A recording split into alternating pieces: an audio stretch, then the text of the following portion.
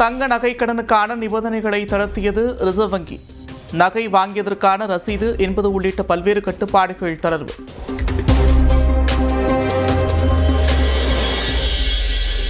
இரண்டரை லட்சம் வரையிலான நகை கடனுக்கு பிணை மதிப்பு விகிதம் 85 விழுக்காடாக அதிகரிப்பு. தகுதி மதிப்பீடு தேவையில்லை என்றும் ரிசர்வ் வங்கி விளக்கம். சட்டமன்ற தேர்தல் பணிகளை தீவிரப்படுத்துவதற்காக இன்று இரவு மதுரை வருகிறார் மத்திய உள்துறை அமைச்சர் அமித் ஷா. முன்னேற்பாடுகள் இறுதிக்கட்டத்தை எட்டியிருக்கும் நிலையில் 2 நாட்களுக்கு ட்ரோன்கள் பறக்க தடை.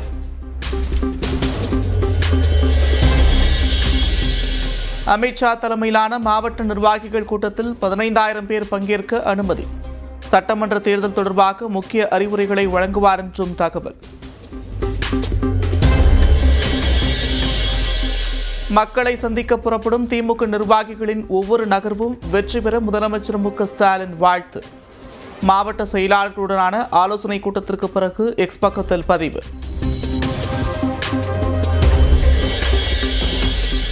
கடமைக்கு உறுப்பினர்களை சேர்க்க வேண்டாம் என்று திமுக நிர்வாகிகளுக்கு முதலமைச்சர் மு.க.ஸ்டாலின் அறிவுறுத்தல். புதிய வாக்காளர்களுக்கு முக்கியத்துவம் கொடுத்து உறுப்பினராக்கவும் வலியுறுத்தல். வார இறுதியில் கிளாம்பாக்கத்தில் கூட்டம் அதிகமாக இருக்கும் என்று அரசுக்கு தெரியாதா என்று எதிர்க்கட்சித் தலைவர் எடப்பாடி பழனிசாமி கேள்வி. இன்று வரை கிளாம்பாக்கம் பரிதாபங்கள் ஓய்ந்த பாடில்லை என்றும் விமர்சனம்.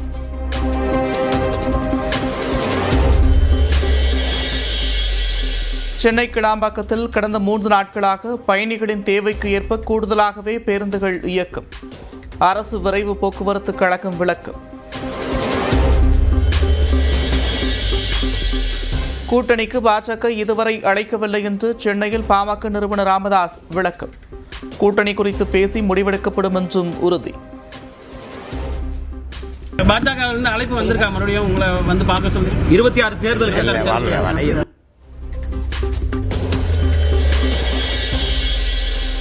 அன்புமணியை சந்திக்க வாய்ப்பில்லை. சென்னை வந்துள்ள பாமக நிறுவனர் ராமதாஸ் பேட்டி. ஐயா, திரு அன்புமணியை சந்திக்க வாய்ப்பு இருக்காங்க. சென்னைக்கு வந்திருக்கீங்க.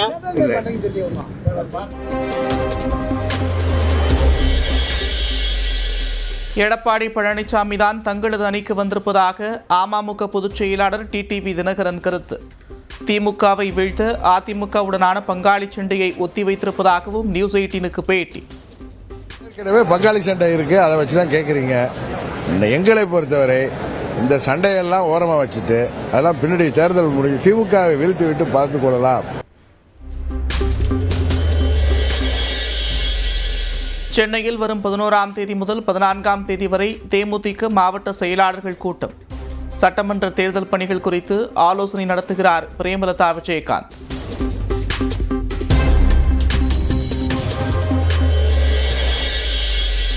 தமிழ்நாட்டில் வரும் 10ஆம் தேதி முதல் 13ஆம் தேதி வரை கனமழைக்கு வாய்ப்பு. கடலூர், கள்ளக்குறிச்சி, விழுப்புரம் மாவட்டங்களில் 13ஆம் தேதி கனமழை பெய்யும் என வானிலை மையம் கணிப்பு. இஸ்லாமியர்களின் தியாகப் பெருநாளான பக்ரீத் நாடு முழுவதும் கொண்டாட்டம். சிறப்பு தொழுகையில் ஈடுபட்டு வாழ்த்துக்களை பரிமாறிக்கொண்ட இஸ்லாமியர்கள்.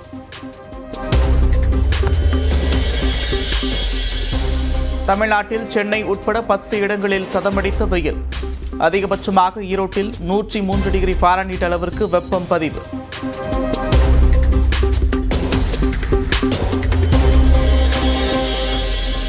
பக்ரீத் விடுமுறையொட்டி குற்றால அருவிகளில் குவிந்த சுற்றுலா பயணிகள்.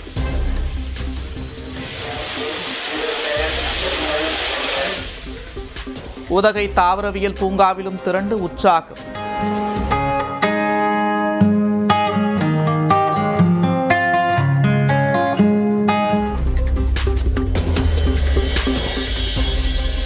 கோவில்பட்டி அருகே எண்ணெய் கசிவு காரணமாக உபமின் நிலையத்தில் பயங்கர தீ. மற்ற இடங்களுக்கு தீ பரவாமல் இருக்க முன்னெச்சரிக்கை நடவடிக்கை.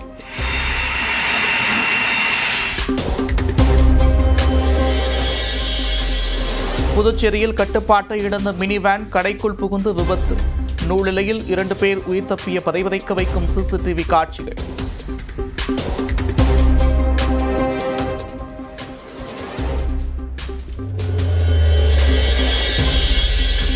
கடலூர் மாவட்டம் சின்ன இருச்சாம்பாளையத்தில் சாமி ஊர்வலத்தின் போது மின்சாரம் தாக்கி ஒருவர் உயிரிழப்பு. படுகாயமடைந்த 4 பேர் மருத்துவமனையில் அனுமதி.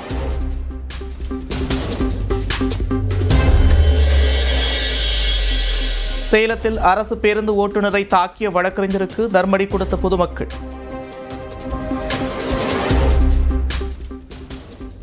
போக்குவரத்து நெரிசல் ஏற்பட்டதால் வாகன ஓட்டிகள் அவதி.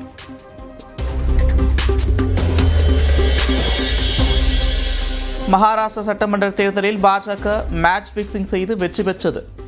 எதிர்க்கட்சித் தலைவர் ராகுல் காந்தி பரபரப்பு குற்றச்சாட்டு.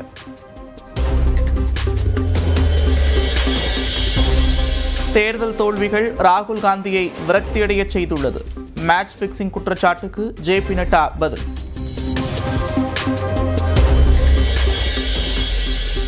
மேட்ச் பிக்சிங் என்ற ராகுல் காந்தியின் குற்றச்சாட்டு முற்றிலும் அபத்தமானது. ஏப்ரல் மாதம் கொடுத்த அறிக்கையை மீண்டும் வெளியிட்டு தேர்தல் ஆணையம் விளக்கம்.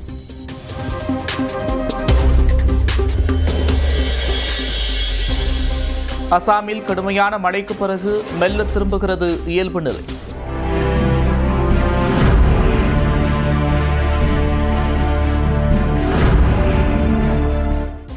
பிரம்மபுத்திரா உள்ளிட்ட முக்கிய நதிகளில் குறைகிறது வெள்ளப்பெருக்கு.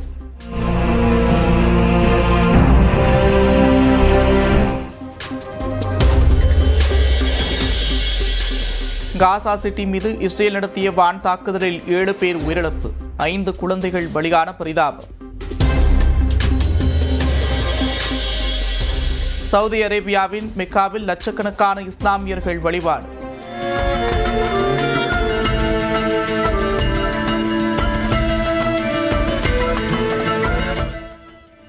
ஹஜ் புனித பயணம் முடிவுக்கு வருவதால் அதிகரித்த மக்கள் கூட்டம்.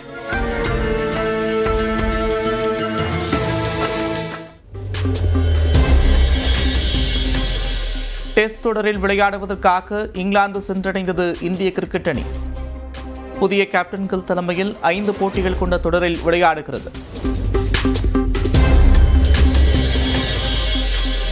தங்கத்தின் விலை சவரனுக்கு 1200 ரூபாய் சரிவு. சவரன் 71,840 ரூபாய்க்கு விற்பனை.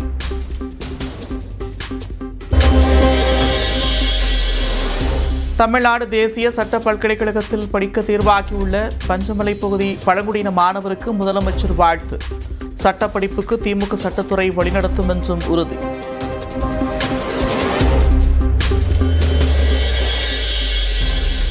தமிழர்களின் கலாச்சாரத்தை மற்ற மாநில மக்கள் அறிந்து கொள்வதற்காகவே முருகர் மாநாடு நடத்தப்படுவதாக மத்திய இணையமைச்சர் எல்முருகன் கருத்து. பிரித்தாளும் கொள்கையை பாஜக கடைபிடிப்பதாக செல்வ பெருந்தகை விமர்சனம். தனக்கு 49 கோடி ரூபாய் கடன் இருப்பதாக தேர்தல் வேட்புமனுவில் அளித்த பிரமாண பத்திரத்தில் குறிப்பிட்டுள்ள கமல்ஹாசன். ரொக்கமாக 2 லட்சம் ரூபாய் இருப்பதாகவும் 4 கார்கள் இருப்பதாகவும் தகவல். சின்னத்திரை நடிகர் சங்க பொதுக்குழு கூட்டத்தில் தீர்மானங்களை நிறைவேற்றுவதில் இரு தரப்பினருக்கிடையே வாக்குவாதம். ஆகஸ்ட் 10 சின்னத்திரை நடிகர் சங்க தேர்தல் நடைபெறும் என்று சங்கத்தின் தலைவர் அறிவிப்பு. சென்னை கொடுங்கையூரில் ஐடி நிறுவன பெண் ஊழியர் மரணத்தில் திடீர் திருப்பம். மதுவில் தூக்க மாத்திரை கலந்து கொடுத்து கொலை செய்ததாக முன்னாள் காதலனான இளம் மருத்துவர் கைது. சேலம் வாழப்பாடி அருகே தடுப்பு சுவரில் கார் மோதியதில் கர்நாடகாவைச் சேர்ந்த 4 பேர் உயிரிழப்பு. படுகாயமடைந்த 2 மருத்துவமனையில் அனுமதி. திருவள்ளூரில் கோவில் கட்டுமான பணியின் போது மேல்தளத்திலிருந்து தவறி விழுந்த மேற்கு வங்க தொழிலாளி உயிரிழப்பு. சடலத்தை கைப்பற்றி காவல்துறை விசாரணை. கோவையில் சட்டவிரோதமாக செயல்பட்ட குவாரிக்கு விதிக்கப்பட்ட 32 கோடி ரூபாய் அபராதத்தை உறுதி செய்தது சென்னை உயர்நீதிமன்றம். குவாரி மோசடியில் அதிகாரிகளின் பங்கு குறித்து விசாரித்து குற்றவியல் நடவடிக்கை எடுக்க லஞ்ச ஒழிப்புத்துறைக்கு உத்தரவு.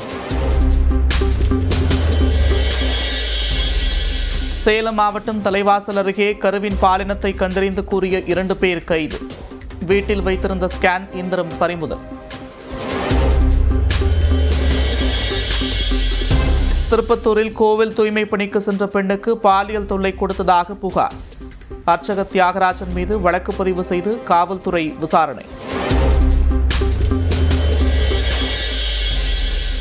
சீர்காழி அருகே அரசு பேருந்தும் சரக்கு வாகனமும் நேருக்கு நேர் மோதி விபத்து. திடீரென சாலையின் குறுக்கே வந்த கார் மீது மோதாமல் இருக்க சரக்கு வாகனத்தை ஓட்டுநர் திருப்பிய போது விபத்து என்று தகவல்.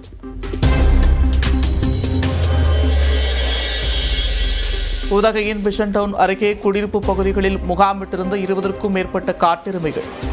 பொதுமக்கள் வீடுகளை விட்டு வெளியே வர அச்சம்.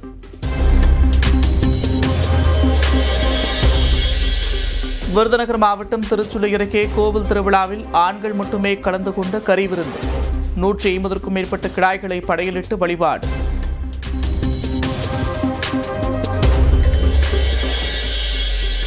உடுமலை அமராவதி அணையிலிருந்து பாசனத்திற்கு நீர் திறப்பு. சுமார் 7520 ஏக்கர் விவசாய நிலங்கள் பயன்பெறும் என்றும் அறிவிப்பு.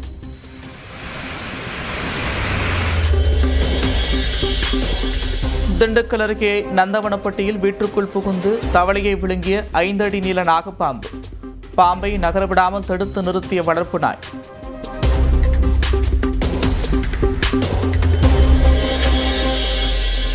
வால்பாறை பகுதியில் ஒரு சுற்றுலா தலங்களில் விதிக்கப்பட்டிருந்த தடை நீக்கம். குளாங்கல் ஆற்றில் ஆனந்தமாக குளித்து மகிழ்ந்த சுற்றுலா பயணிகள். தேனி மாவட்டம் கூடலூர் அருகே ஈஸ்வரன் கோவிலில் சிவலிங்கத்தை தரிசித்த ராஜநாகம். பரவசத்துடன் கண்டு மகிழ்ந்த பக்தர்கள்.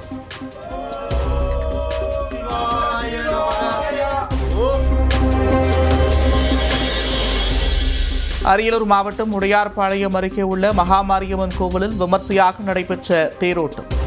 ஏராளமான பக்தர்கள் பங்கேற்று தேரை வடம் பிடித்து இழுத்தனர்.